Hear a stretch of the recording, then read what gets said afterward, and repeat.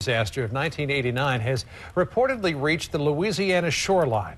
The onslaught of crude now threatening fragile marshland, wildlife, and the fishing industry. State of emergency has been declared by the governor. The White House is now involved, and the military is prepared to move ships and personnel to the region. This morning, we are covering this story like no one else can. Our Suzanne Malveaux live for us at the White House. Rob Marciano in the Weather Center tracking the winds and where the oil might go. But we start with Reynolds Wolfe. He's live in Venice, Louisiana for us this morning. What's the latest from where you are, Reynolds?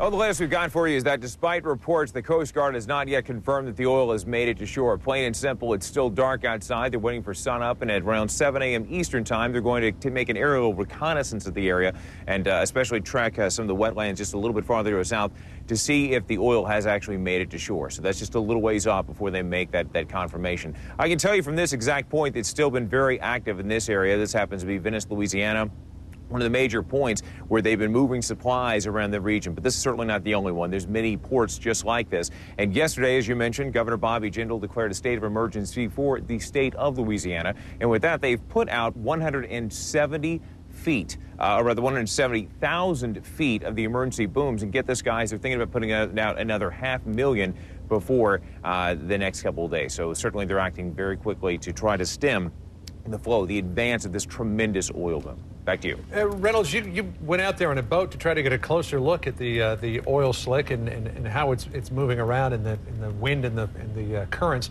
What happened to that trip? Well, yesterday we went out, as you mentioned, we did go out on the Crew Runner. It's a 65-foot boat, a work boat, right up parts of the Mississippi Delta, right out into the Gulf of Mexico, and we made it just about a mile off the coast of Louisiana. And that is where we ran into an area of convergence. We had the Mississippi going right into the Gulf, and the water, of course, from the Gulf was actually being forced northward with that strong wind from the south. So actually, it was like moving inside of a giant wash tub, so to speak. And it was pretty rough, to say the very least. And unfortunately, we were forced to turn back. All right, Reynolds Wolfe for us in Venice, Louisiana this morning. Reynolds, we'll keep checking back with you. Thanks so much. The weather is also making the cleanup effort more difficult this morning. There are high winds making for choppy seas, and that means it's even harder to contain the more than 200,000 gallons of oil spewing into the Gulf each day.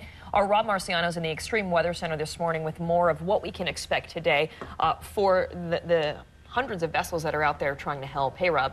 Yeah, the winds, good morning, guys, not favorable at all for this operation, pushing everything onshore. We talked about this yesterday, that winds would freshen, and indeed they have.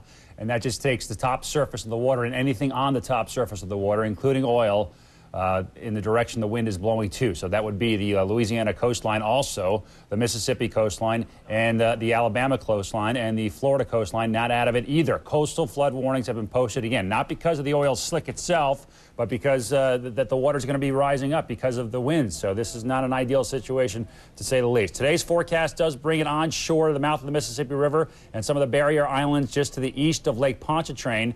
And then Saturday's forecast brings it even closer to the Mississippi coastline and maybe even towards Alabama. Looking at what the Google Earth forecast shows, these lines indicate what the forecast what NOAA thinks the oil is going to do come the weekend. Saturday, Sunday, you notice a shift over even to Pensacola on Monday. So we are talking about hundreds of miles of coastline and thousands of people and certainly hundreds of species of animals that are going to be affected by this. And over the next several days, several weeks, several months, unfortunately, the way it looks right now. I'll obviously be talking more about this throughout the morning. John and Karen, back up to you. All right, Rob, we'll see you soon. Meantime, the federal response to the oil spill disaster is growing. The massive oil slick comes at a time when President Obama is pushing for a major expansion of offshore drilling. Our Suzanne Malveaux is looking at the political fallout as well. She's live at the White House this morning. And first of all, the White House holding a press conference promising an all-out response to the growing disaster. What's the latest this morning, Suzanne? Well, you know, it's quite amazing because we saw at least a half dozen officials at the briefing yesterday essentially saying that the federal government is doing everything that it can. But what was striking about this briefing, Karen, was the fact that they knew so little information, just when exactly it was coming, how much damage it would do to wildlife, what type of preparations people needed to make, because they say they don't know what has caused this. They don't know how bad it's going to be. But certainly we heard from the Secretary of Homeland Security, Janet Napolitano, who said that this is of national significance, that this really is a state of emergency. So what has the president done? He's reached out to the 5 governors of the states that are likely going to be impacted by this. We know that the secretaries of Homeland Security, Interior, as well as the administrator of the EPA, all of them heading out to the region to do a flyover to see just how quickly that oil is going to get to the coastline. And they have mobilized federal resources to make sure to mitigate at least some of the damage here. Here's how President Obama put it yesterday. I have ordered the Secretaries of Interior and Homeland Security, as well as Administrator Lisa Jackson of the Environmental Protection Agency, to visit the site on Friday to ensure that BP and the entire U.S. government is doing everything possible, not just to respond to this incident, but also to determine its cause. And, Kieran, it is fair to say that the Obama administration is on the defensive this morning. They had an administration official put out a statement specifically to push back on some of the criticism already that's coming from local officials, people who are saying, okay, you're preparing for the worst case scenario. Why didn't you do this from day one, not when we saw this yesterday, this full mobilization? Well, an official saying, look, on April 20th, that was when the Coast Guard was out there. It was an emergency response to try to find those missing miners who were out there missing and now considered dead.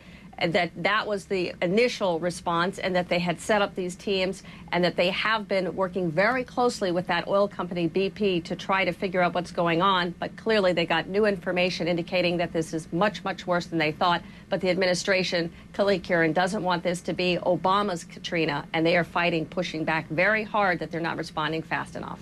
Suzanne, what about the broader issue of offshore drilling in total? The president has made an expansion of offshore drilling and exploration a key issue, and now there's a battle going on in the Senate over whether or not there should be a moratorium on further exploration. This has got to be a real setback for the White House. Well, it certainly is a setback. And I actually asked, I said, is there anybody at the podium or on this stage who is giving second thoughts or pause to the wisdom, the efficacy of expanding offshore drilling? I got 2 responses. One, which is that, look, this is one example, clearly a catastrophic, a disaster, but one example of what was not safe, what didn't work. There are many hundreds of other oil rigs that are out there that are just humming along and everything is fine. So they're not concerned necessarily about the overall safety of those oil rigs out there and this kind of accident happening again. And then secondly, they say there is a process here, and this is true. There is a process that will take years before you have expanded offshore drilling. You've got to have private contractors out there who are going to be bidding on these contracts. They've got to want to get out there and do this, make sure it's profitable, make sure it's safe. And that is something that is going to take, they said, up to 5 years. And so this debate can continue, and perhaps it'll never happen. Perhaps the expansion of offshore drill will never happen because we're at this point and because there's plenty of time before you get to the point where you'd have this expansion to begin with. That is something they're emphasizing. Clearly a much more cautious tone from this administration because of this serious accident. John?